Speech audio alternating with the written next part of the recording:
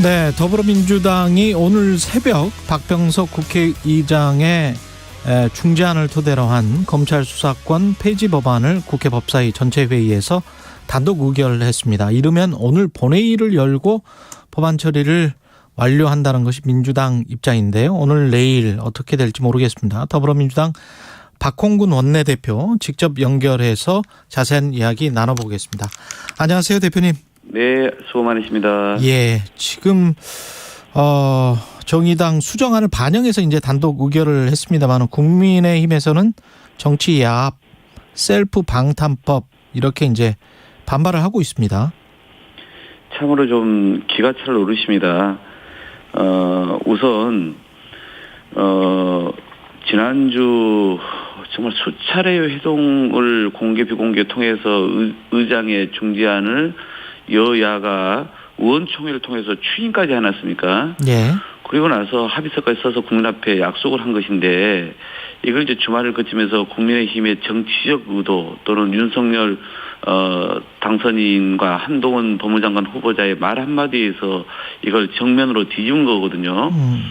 어제도 국회의장과 여야 원내대표가 비공개 회동도 가졌습니다. 예. 그래서 그 자리에서 권성동 대표는 계속 저희한테 뭐 사과를 하고 유감을 표명했습니다만은 우리한테 사과하거나 유감을 표명할 문제가 아니라 이것은 국민들께 사과하고 반성해야 될 문제이고 진짜 그게 잘못 된 과정이라고 인정을 한다면은 합의 사항대로 이행하면 될 일이거든요. 그러니까 정치인들이 늘 이렇게 말을 뒤바꾸고 특히 이렇게 국민 앞에서 직접 서명까지 하고 의원총회에서 집단적인 결의까지 해놓고 며칠 만에 이렇게 번복하는 것은 있을 수 없는 일 아닙니까? 정치를 스스로 이렇게 폄훼하고 또 불신을 가중시키는 일이기 때문에 저는 참 답답하고요. 그리고 이제 지금 말씀하신 것 중에 어제 저녁에 이제 저희는 그러면 의장께서 그 중재에서 여야가 합의한 내용이 있지 않습니까? 예. 그 내용 범주 안에서 저희는 이제 처리를 그러면 할 수밖에 없다라고 얘기를 했고요. 예. 어제도 어제 법사위 그 법안 소위에서 그렇게 이제 처리되고 나서 저쪽이 안건 조정 소위를 신청했습니다. 예.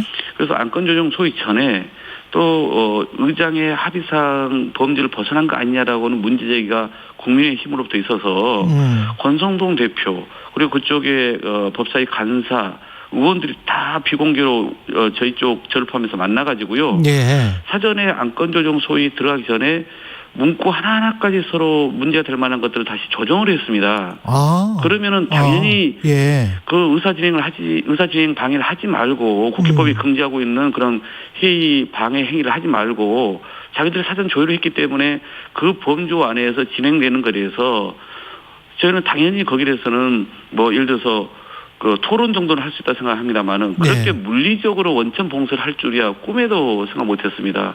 너무나 진짜 이중적 모습을 보이는 거 아닙니까? 한쪽에서는 의장 중재안에 대해서 의원총회까지 추인을 받아놓고 그리고 나서 며칠 만에 완전 번복시키고 또 법사위에서 이제는 의장 중재 범위 안에서 즉 합의상 범주 안에서 이걸 처리한 절차를 밟으니까 들어와서는 안건 조정이 신청을 해놓고 사전에 그런 문안 하나하나까지는 다 조율해서 내부적으로 합의를 맞춰놓고 다시 또 회의가 진행되니까 나와서 법사위원들도 아닌 모든 의원들을 데리고 와가지고 소위 깽판을 치는 이 모습을 과연 대한민국 21세기 국회 모습으로에 대해서 우리 국민들이 어떻게 평가를 하겠습니까? 저것은 정치적 의도가 있는 겁니다. 무슨 뜻이냐? 국민의힘은 왜 권성동 대표가 이걸 합의를 해왔냐라고 뒤늦게 이제 그 한탄을 하는 거거든요. 그 이유는 그냥 국회가 이 검찰 개혁, 즉 수사권과 기소권 분리라고 하는 그런 2차 권력기관 개편의 문제에 대해서 국민 여론이 좋지 않다. 그리고 자기들이 보기에는 계속 이 문제를 더 그 문제 삼으면 그러면은 결국은 향후 지방선거에도 도움될 뿐만 아니라 이번 그 주부터 원래 시작했던 인사청문 전국 있지 않습니까?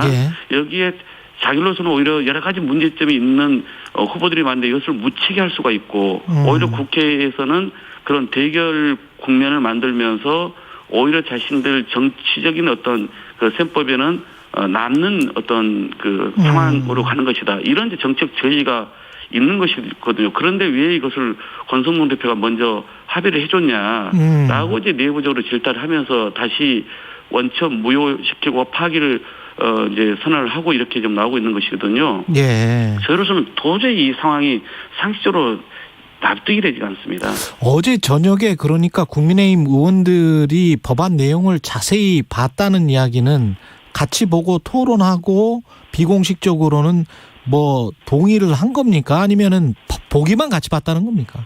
예, 본인들은 저희가 이제 결국은 이 의장의 그 중재에 의해서 여야가 합의한 내용대로 처리할 수밖에 없다는 걸 자기들도 알고 있었습니다.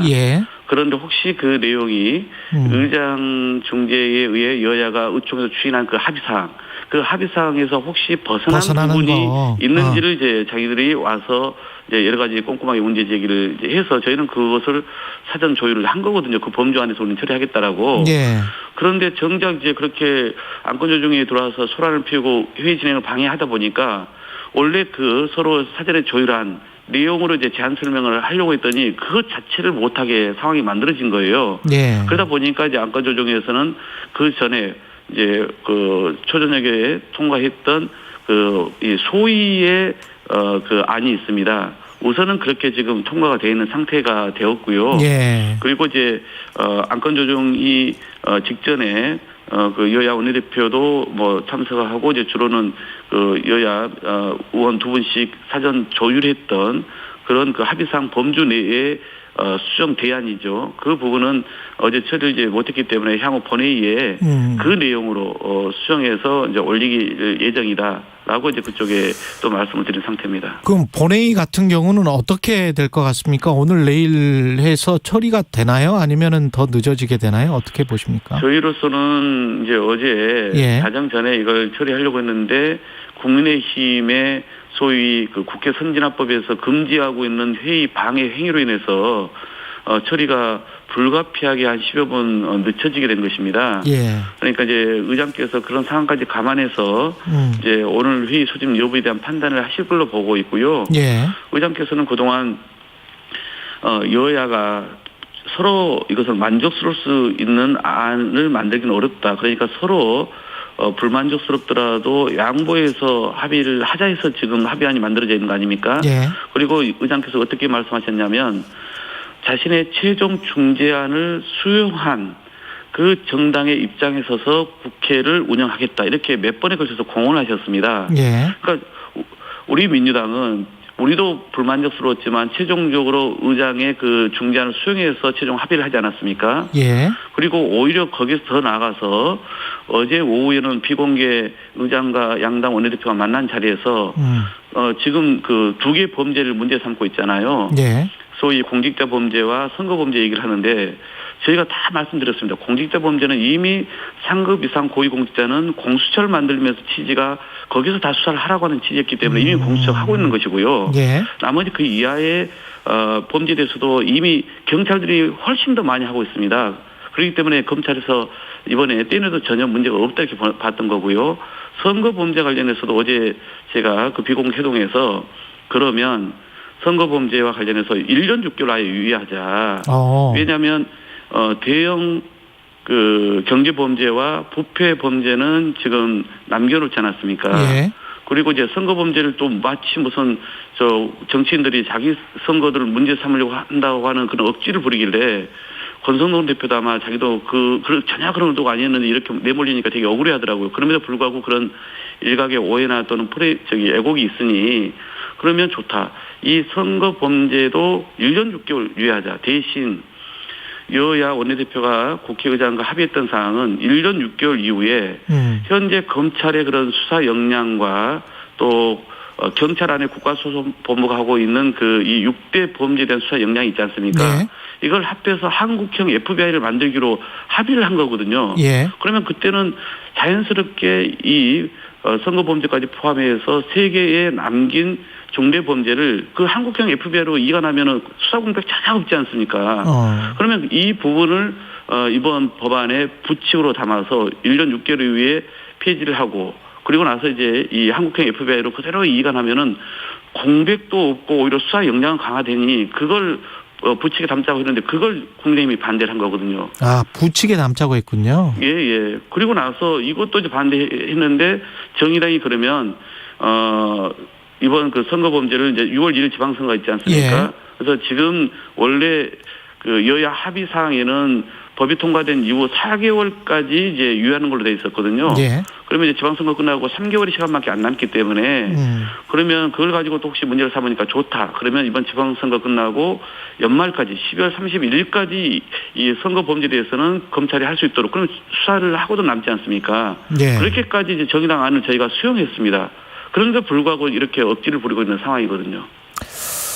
그렇군요. 아까 그 인사청문 정국을 묻기 위한 어떤 정치적인 의도다 이렇게 말씀하셨는데 윤석열 당선인도 직접 나섰고 또 한동훈 후보자가 이거는 현장을 책임질 법무부 장관 후보자가 몸살이고 침몰하는 것이 오히려 양심의 문제다.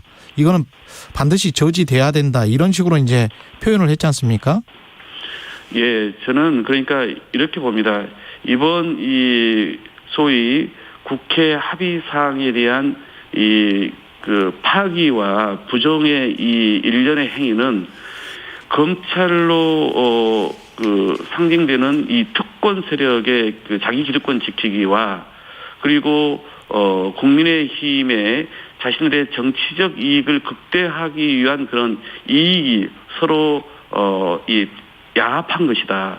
이렇게 보여지고요. 예. 뭐 검찰의 그런 기득권 지키기라고 하는 것은 이미 너무나 잘 알려져 있는 사실이고 이번에 검찰이 가령 OECD까지도 국제기구까지도 이 허위 사실로 그 파견된 이 검사를 통해서 입장을 낼 정도로 정말 어마무시한 막강한 권력을 행사하고 있다는 것을 저는 이번에 다 확인했거든요. 예. 앞으로 이 대한민국 검찰은 결코 바뀌지 않을 거라고 하는 그런 확신이 오히려 저는 들었습니다. 그리고 이 국민의힘은 말 그대로 지금은 윤석열 인수위와 당선인의 이 그 내로남불식 불공정 또 이 많은 특혜가 확인된 그 인사들의 그 국무위원 총리 후보자를 포함해서 이 추천이 너무나 국민의 불신을 받고 지지율이 지금 하락하고 있지 않습니까? 이걸 남대로 막기 위한 방편으로는 국회 안에서 결국은 정쟁을 이끌어내야 되고 그걸 통해서 국민의 관심을 돌려야 되고 그리고 그 시기 사이에 최대한 인사청문회 정국을 거쳐야 한다라고 하는 그 저의가 숨겨 있는 것이거든요.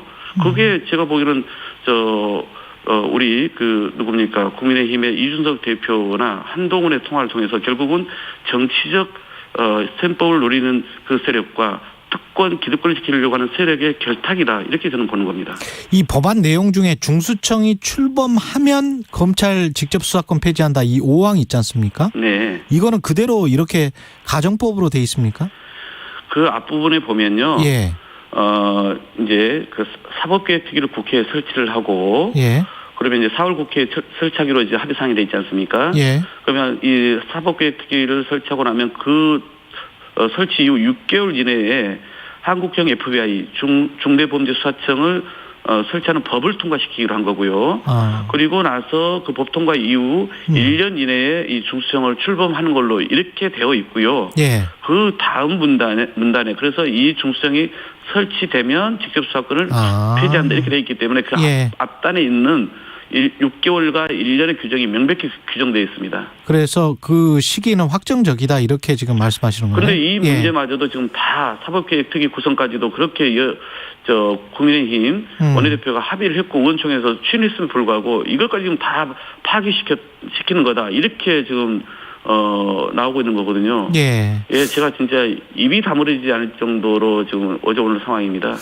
그 마지막으로 지금 인선과 그 인사청문회 관련해서는 어떻게 생각을 하세요? 인사청문회 한덕수 총리 후보자 같은 경우는 계속 파행이었는데 네. 어떻게 그 하실 생각입니까? 민주당은? 보니까 이제 한덕수 국무총리도 너무 그 문제가 많다는 것이 연일 보도를 통해서나 우리 의원들 지역을 통해서 드러나고 있고요. 아 정말 이 고위 공무원을 보냈던 분이 그 퇴직 이후에 이렇게까지 뭐 수십억 원의 돈을 그냥 싹싹 긁어모은 경우잖아요. 예. 그 정관예우나 이해충돌에 해당됨에도 불구하고 뿐만 아니라 지금 국민이 이미 낭만하고 이 규정한 정호영 복지부 장관도 그렇고 또 정말 그 학교에서 교육자로서의 양심이나 상식과 너무 그 상반된 행위를 한 김인철 교육부 장관 후보자도 그렇고요. 더구나 국회 또는 현재 문재인 대통령하고 바로 그 맞서고 있는 그런 그 후한무치한 태도를 보기에는 한동훈 장관의 법무장관의 후보자의 문제도 그렇습니다. 그러니까 너무나 이것뿐만 아니라 저희가 다 열거할 수 없는 분들입니다. 저희는 심각한 분들이 한 8분 정도 된다 보고 있고요. 8분? 예. 예. 저희는 각각의 후보에 대해서 국민의 눈높이에 맞춰서 철저히 검증하겠다는 거고요. 국민이 결국은 이 사람이 국무위원으로서의 자질 역량 도덕성이 없다고 판단을 해 주실 거로 보여집니다. 마지막으로 한 가지만 더. 네. 그 서울시장 선거 같은 경우에 민주당이 좀 갈피를 못 잡고 있는 것 같은데 이게 사실상 이렇게 되면 송영길 대 김진애 이렇게 돼서 송영길 전 대표 추대부직이 아니냐 이런 목소리까지 나오고 있습니다. 아무래도 그 민주당의 비상대책위가 이 경쟁력을 갖춘 이제 후보를 찾으다 보니까 계속 노력은 했습니다만은 그걸 결과적으로 마련하지 못해서 또 그 과정이 원활하지 못해서 저도 아쉬움이 크고요. 네. 그렇지만 이제는 당의 에너지를 좀 모아야 할 때다 이렇게 생각을 합니다. 그래서 말씀하신 송영길, 김진애 후보가 선의 경쟁을 펼쳐서 최종 후보가 정해지면 윤석열 정부의 이 일방 독주를 바로잡기 위해서 가장 상징적인 장소인 이 서울시에서 또 그 시장 후보부터 좀 힘을 모아서 견제해달라 이렇게 호소하고 선거를 치를 예정입니다. 예, 여기까지 듣겠습니다. 더불어민주당 박홍근 원내대표였습니다. 고맙습니다. 네, 수고하십시오. 오늘 하루 이슈의 중심. 당신의 아침을 책임지는 직격 인터뷰. 여러분은 지금 KBS